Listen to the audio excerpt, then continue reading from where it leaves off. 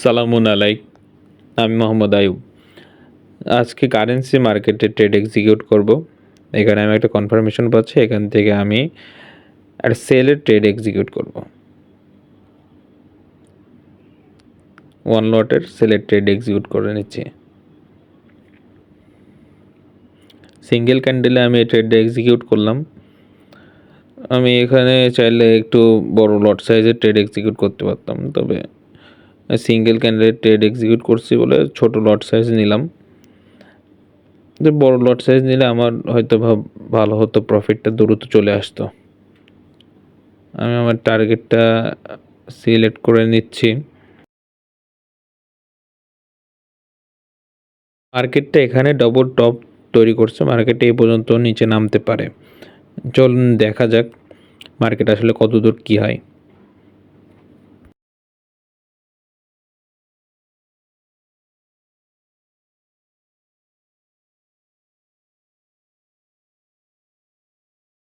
আমার লট সাইজটা যদি 5 থাকতো তাহলে এখন মোটামুটি একটা ভালো একটা প্রফিটে থাকতাম, কিন্তু আমি আসলে এক লট সাইজের নিয়েছি, যার কারণে এখন 4 সামথিং প্রফিট আছে। যদি এটা 5 থাকতো তাহলে 20 সামথিং প্রফিট চলে আসতো, এবং আমি আমার টার্গেট পর্যন্ত না গেলে পারেও আমি একটা ভালো একটা প্রফিট বুক করে ফেলতে পারতাম। যাই হোক, লট সাইজটা কম নেওয়া হয়েছে, এখন দেখা যাক, একটু অপেক্ষা করতে হবে। এখন $8 প্রফিট আছে। যদি আমার 5 লটের থাকতো তাহলে আমি $10, অর্থাৎ 5 লটের থাকলে এতক্ষণে $50 প্রায় কাছাকাছি প্রফিট চলে আসতো। আমি এখান থেকে প্রফিটটা বুক করে ফেলতাম।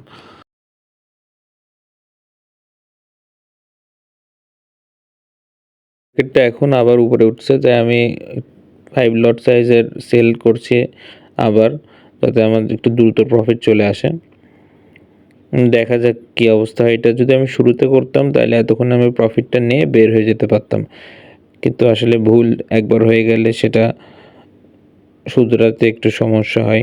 যাই হোক, দেখা যাক কী হয়। আমি এখান থেকে 5 লটের ট্রেড নিয়ে নিয়েছি, এখন একটু অপেক্ষা করব। আর আমি ভিডিওটা একটু ফাস্ট করে দেব, যেই সব জায়গায় আমি চুপ করে আসছি সেই সব জায়গায় আমি ভিডিওটা একটু ফাস্ট করে দেব, যাতে ভিডিওটা লেন্দি না হয়, লং না হয়।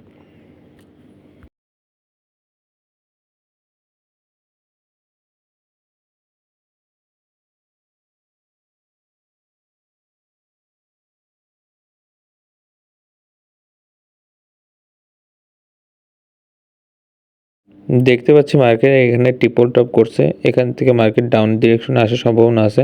আমি স্টপ লসটা সেট করে রাখছি, কারণ আমি এখন একটু বের হয়ে যাব, আমি পরে আবার চেক করব, ঢুকে দেখব, তাই স্টপ লসটা দিয়ে রাখছি। আমি সর্বোচ্চ 500 থেকে 600 এরকম ডলার স্টপ লস দেব।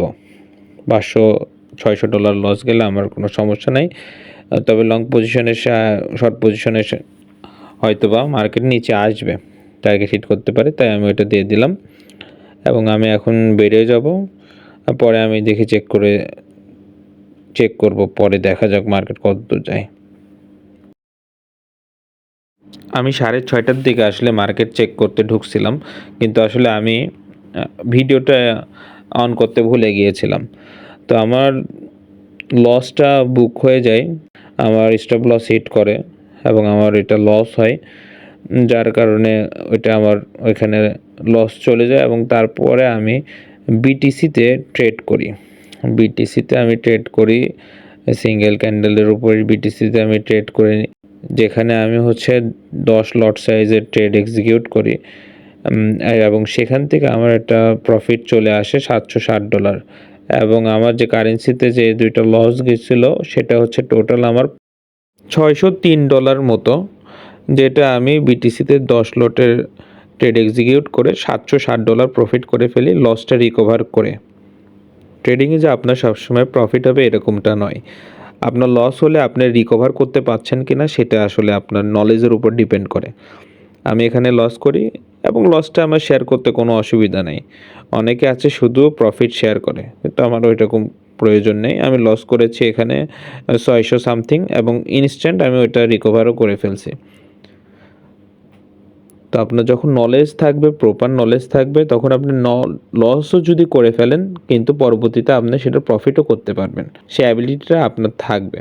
তো এই অ্যাবিলিটিটা তখনই হবে যখন আপনি এখানে সময় দেবেন, এটা শিখবেন, প্রপারভাবে এটা শিখবেন। তার আগে কিন্তু এই অ্যাবিলিটিটা আপনি হবে না, ঠিক আছে? বিটিসিতে আমি এখানে রানিং ক্যান্ডেলে একটা কনফার্মেশন পাই, যে কনফার্মেশন পেয়ে আমি আসলে এখানে ট্রেড এক্সিকিউট করে দেব। এখন আমি এখানে 10 লটেরই ট্রেড এক্সিকিউট করব। এখানে অলরেডি আমি বাই ট্রেড এক্সিকিউট করে ফেলছি এবং আশা করি আমার এখানে দ্রুত প্রফিট আসবে এবং আমি খুব বেশি প্রফিট আশা করছি না। আমি $100 থেকে $200 প্রফিট হয়ে গেলে আমি আসলে তো এখান থেকে বের হয়ে যাব। তো আমি আমার প্রফিটটা, টেক প্রফিট আমি দিয়ে দিচ্ছি।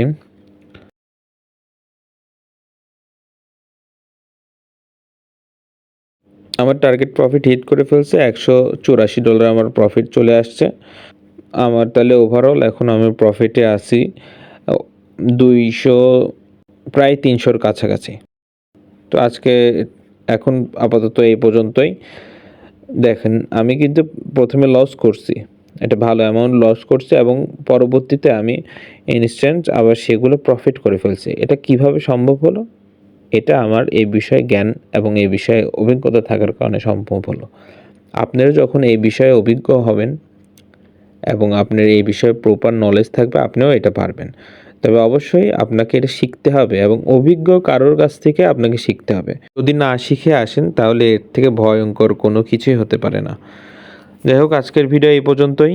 আপনারা সবাই ভালো থাকবেন। আশা করি ভিডিওটি ভালো লেগেছে। ভিডিওটি ভালো লাগলে লাইক কমেন্ট দিয়ে পাশে থাকবেন। ধন্যবাদ।